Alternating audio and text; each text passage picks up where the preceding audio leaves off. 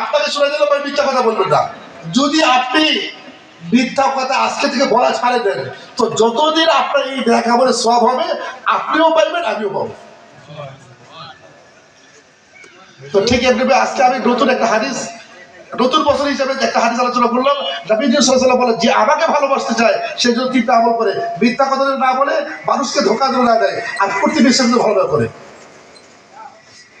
নবী সাল্লাল্লাহু আলাইহি ওয়াসাল্লাম বলে, তোমার সন্তানকে তিনটা শিক্ষা দাও। এক নম্বর হইল কোরআন শিক্ষা দাও, দুই নম্বর আমার ভালোবাসা শিক্ষা দাও, তিন নম্বর আমার আহলে বাইতের শিক্ষা দাও।